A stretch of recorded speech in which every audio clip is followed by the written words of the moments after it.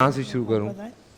مفتی ابو محمد صاحب دو سے. باتیں شہیدی صاحب نے کہی، میں اس بات کو تھوڑا سا آگے بڑھانا ہوں، پھر اس مسئلے کی طرف بھی آتے ہیں. ایک انہوں نے یہ بات کہی کہ جی طلاق کو معیوب نہ سمجھا جائے. ٹھیک ہے جی، طلاق کو معیوب کیوں سمجھا گیا؟ طلاق کو معیوب سمجھنے کی وجہ سے آج ایک عورت خلا یا طلاق کی طرف کیوں نہیں آتی؟ پستی رہتی ہے ظلم کی چکی میں، پستے پستے پستے اس کی زندگی ختم ہو جاتی ہے، لیکن وہ طلاق کی طرف کیوں نہیں آتی؟ دوسرا لفظ یہ استعمال ہوا کہ ہندوانہ کلچر آیا یہاں پہ. اب ہندوانہ کلچر یہاں پہ جیسے موجود تھا، اس کلچر میں یہ تھا کہ دوسری شادی کا کوئی کنسیپٹ نہیں ہے. اوپر سے سونے پہ سہاگا ہماری حکومت نے کر دیا کہ دوسری شادی پہ ہمارے ہاں وہ ان لیگلی پابندی ہے، قانون پابندی ہے، جرم ہے. اب دوسرے ہمارے شادی کو دوسری شادی جرم ہے؟ دوسری شادی جرم ہے. کب؟ دوسری شادی کے لیے دوسری شادی شادی کیا کر رہی ہے؟ سنیں وہ اجازت لینی قانون نے پڑتی ہے. اجازت نامہ، میری بات سنیں نا.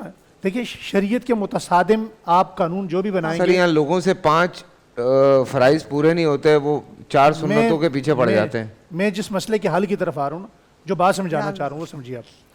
بعد میں یہ سمجھا رہا ہوں کہ طلاق کو معیوب کیوں سمجھا گیا. اگر دوسری شادی کی اجازت ہوتی تو بڑی آسانی کے ساتھ یہ بے شمار ظلم سہنے والی بچیاں فارغ ہو کے دوسرے بندے کے ساتھ اپنا نکاح کرتی، تو طلاق کو معیوب نہ سمجھا ابو بھائی میں جاتا. سوری، یہ میں ہندوانہ ہاتھ جوڑ کے کلچر آپ سے معافی مانگ رہا ہوں، لیکن یہاں پہ بچیوں کی پہلی شادی کرنا اتنا مشکل ہوا ہوتا ہے، تو طلاق کے یہ اتنا بڑا ڈیلیما ہے ہمارے یہاں. یہ بھی تو معاشرے کا المیہ ہے نا، ہاں، شادی کو آپ نے مشکل بنا دیا. اتنا مشکل ہے. دراصل میں جتنی چیزیں ہیں وہ شریعت کے خلاف ہو رہی ہیں نا. شریعت کے خلاف نہ ہو تو کوئی کام بھی مشکل نہیں ہے. بالکل.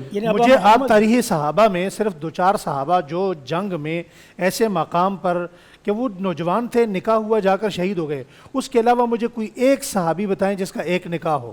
اس وقت کوئی بھی عورت بیوہ متعلقہ صرف اتنا ہی وقت اپنے گھر میں رہتی جتنا وقت وہ عدت میں گزارتی. ٹھیک ہے. عدت سے فارغ ہونے کے بعد وہ فوری طور پہ ان کا نکاح ہو جاتا. ٹھیک ہے ٹھیک ہے. اور شہیدی صاحب نے جو بات ابھی دوسری کہی کہ جی ان کے ہاں 4.5 سال ہے، ہمارے ہاں 4.5 سال نہیں ہے. احناف کے اندر 7 سال کا وقت مقرر ہے. اس کا بھی طریقہ کار یہ ہے کہ عورت اپنے اوپر 2 گواہ بنائے گی اور ان گواہوں سے کہے گی کہ آج کے دن سے میں انتظار شروع کر رہی ہوں اپنے شوہر کا. اس دوران وہ آ گئے تو وہ میرے شوہر ہیں، قائم دائم ہیں. اور اگر وہ نہ آئے تو اتنا عرصہ گزرنے کے بعد فقہا نے لکھا ہے 7 سال. جی تو اس کے بعد وہ عورت نکاح کرے گی.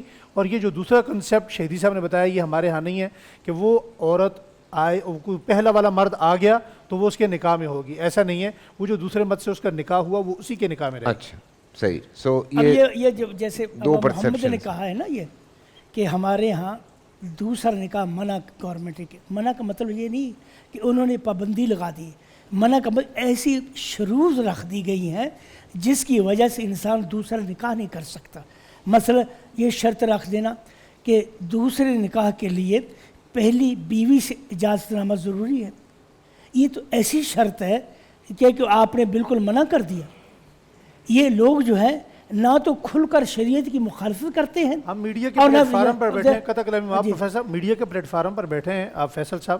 کم از کم اتنی آواز بھی تو یہاں سے جانی چاہیے کہ جو قوانین یہاں بنتے ہیں، آئین بنائے جاتے ہیں، کم از کم وہ اسلام کے خلاف تو نہ ہو نا. میں دیکھیں میں کسی کی طرفداری نہیں کر رہا ہوں، لیکن میں بہت سارے ایسے لوگوں کو جانتا ہوں جو شوق میں دوسری شادی کرتے ہیں اور وہ اپنی پہلی بیوی کے حقوق پورے نہیں کرتے، نہ وہ کوئی اور اپنا کیا کہتے ہیں اسلام کے جو قوانین ہیں ان کو فالو کر رہے ہیں، صرف شادیاں کرنے کا شوق ہے. یہ والے بھی تو ایشوز ہیں نا سر. اس کا علاج یہ نہیں ہے. دیکھیں سنیں ایک بات عرض کرتا ہوں. اس کا علاج یہ نہیں ہے کہ آپ دوسری شادی پر پابندی لگائیں.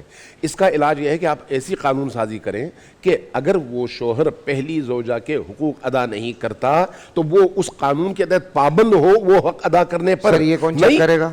حکومت، ریاست، اسمبلیاں. یہ ریاستی کام ہے، اسی لیے ہے نا سر. یہ ریاست کا کام ہے. چھوٹی سی ایگزامپل دوں آپ کو، چھوٹی سی ایگزامپل. 1400 سال گزر گئے آقا دو عالم صلی اللہ علیہ وسلم کو گئے ہوئے. عربوں میں آج دین اس معیار کا نہیں ہے جو صحابہ اکرام کا تھا, ٹھیک ہے جی, یہ کنفرم بات ہے, مگر اس کے باوجود وہاں قوانین ایسے ہیں کہ عورت کو آج بھی اس کے حقوق ملتے ہیں. اگر اسے طلاق ہو جاتی ہے تو اسے ماں باپ پوچھیں نہ پوچھیں, رشتہ دار خواتین برادری کو پوچھیں نہ پوچھیں, اس کو سب سے پہلے گورنمنٹ اس کا وظیفہ جاری کرتی ہے. متحدہ عرب امارات کے اندر 12,000 درہم لوگ ایک قتل ہو طلاق جاتے یافتہ ہیں, عورت کو دیا جاتا ہے, لوگوں اور فوری کے طور گھروں پر میں عورت کے ڈکیتیاں نکاح پڑ بندوبست ہو جاتی جاتا ہے. ہیں, اتنا کچھ ہو جاتا ہے, اس کا انصاف نہیں مل رہا ہوتا. فیصل صاحب متعلقہ اتنی پیسے والی ہیں کہ آپ تصور نہیں کر سکتے, ساری بزنس مین وہ متعلقہ عورتیں, کیونکہ ان کو دوسری بات جو ہم کہہ رہے ہیں, دوسری شادی کی جو بات ہم کہہ رہے ہیں, بات یہ ہے کہ حضرت نے فقہ حنفی کے حوالے سے بات کی ہے. آناف کے ہاں 7 سال کا تصور نہیں ہے. پہلی بات یہ, چونکہ میں فقہ حنفی کو اس وقت یہاں بیٹھ کے دیکھ رہا ہوں, میرا تعلق فقہ حنفی سے ہے. حضرت سیدنا امام اعظم ابو حنیفہ رحمۃ اللہ تعالیٰ علیہ نے جو 90 سال کی بات کی یا اس سے زائد کی بات کی ہے, میں اس پر بھی 20 دلائل دے سکتا ہوں کہ انہوں نے 90 سال کی بات کیوں کی, فطرتاً کی, کس حوالے سے کی. میں امام اعظم ابو حنیفہ کا پیروکار ہوں, لیکن ہمارے عصر کے علماء نے لوگوں کی مشکلات کو قبلہ, آپ قبلہ میں سنیں نا, آپ سن تو لے پوری بات. طریقہ کار یہ ہوتا ہے کہ آپ کسی کی بات کو کاٹتے نہیں ہیں. آپ نے جب گفتگو کی تو میں نے آپ کو کاٹا, میں تو 20 میں نے کہا میں دے سکتا ہوں, دے نہیں رہا, اس لیے کہ ہمارے عصر کے علماء نے, چونکہ ہمارے یہاں یہ گنجائش ہے کہ میں اگر حنفی المذہب ہوں تو بعض مسائل میں ہم دوسرے امام کے قول پر فتویٰ دیتے ہیں, تو ہمارے متاخرین علماء نے دوسرے جو ہمارے ائمہ ہیں ان کے قول پر فتویٰ دیا ہے, اور وہ فتویٰ 4-5 سال کا بھی ہے کہ آپ اس عرصے میں شوہر مفقود الخبر ہے, اس کی کوئی خبر کسی ذریعے سے نہیں ہوتی, تو وہ عورت اپنا دوسرا نکاح جو ہے وہ کر سکتی ہے. 4 سے 5 سال کا یہ 4.5 سال کا عرصہ. ہم امام احمد, حضرت امام احمد بن حنبل رحمۃ اللہ تعالیٰ علیہ کے قول کو ہم اس پر فتویٰ دیتے ہیں, اور وہ بھی اہل سنت کے امام ہیں, اس میں کوئی جو ہے وہ ایسی کبات والی بات نہیں ہے. تو اور اگر ہم حنفی فقہ کے مطابق بات کریں گے تو آناف کا فتویٰ وہی ہے, لیکن ہم آناف کے فتوے کی بات نہیں کرتے, اس لیے کہ اس عصر میں کئی پیچیدگیاں پیدا ہوتی ہیں, تو ان پیچیدگیوں کو دور کرنے کے لیے ہم یہ بات عرض کرتے ہیں تاکہ یہ پیچیدگیاں جو ہے وہ معاشرے میں نہ ہوں, یہ ختم ہوں, اور ہم دوسرے امام کے قول پر, اور یہ ہوتا رہتا ہے, یہ کوئی آج کی بات نہیں ہے, متاخرین علماء نے یہ کام نہیں کیا, ہمارے متقدمین کے ہاں بھی یہ بات ہے کہ وہ دوسرے کے قول پر فتویٰ دیتے رہتے ہیں. اور ایک بات میں اہم عرض کروں, آپ نے طلاق کے حوالے سے بات کی کہ لوگ طلاق یافتہ عورت سے نکاح کرنے کو معیوب سمجھتے ہیں.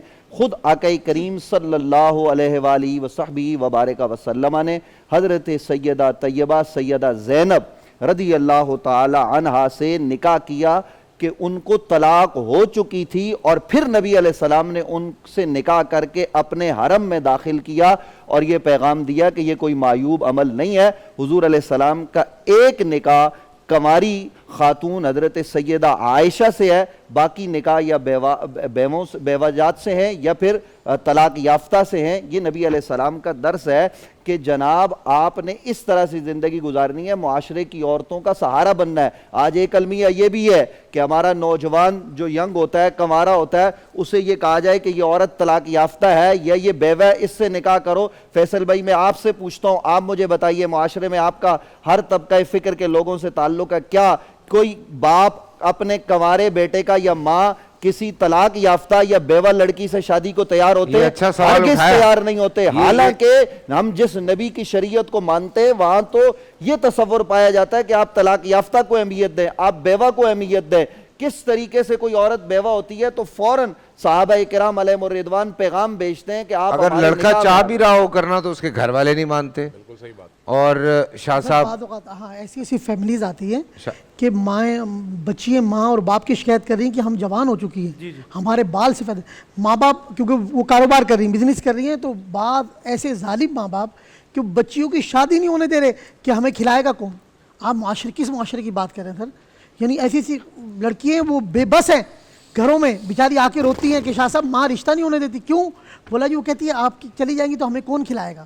ہمارے المیہ یہ ہے ہم نے خدا اور رسول کو خوف خدا ختم ہو گیا سر. ایک اور پورا پلندہ اور کھول اسی دیا طرح شاہ صاحب نے. فیصل قریشی صاحب سر میں معذرت چاہ رہا ہوں, مجھے بریک پہ جانا ہے شاہ صاحب, یہیں سے آپ سے ہی شروع کروں گا. کی بات ہے, میں لکھ کے دیتا ہوں, پین دینا ہے, چھوٹا سا بریک سے واپس آ رہے ہیں, شاہ صاحب کو لکھ کے دینا ہے. میں نے بہت کم موقع ملتا ہے بعض اوقات. بول انٹرٹینمنٹ کے شوز دیکھنے کے لیے ہمارے چینل کو سبسکرائب کریں اور بیل آئیکن پر کلک کرنا نہ بھولیں.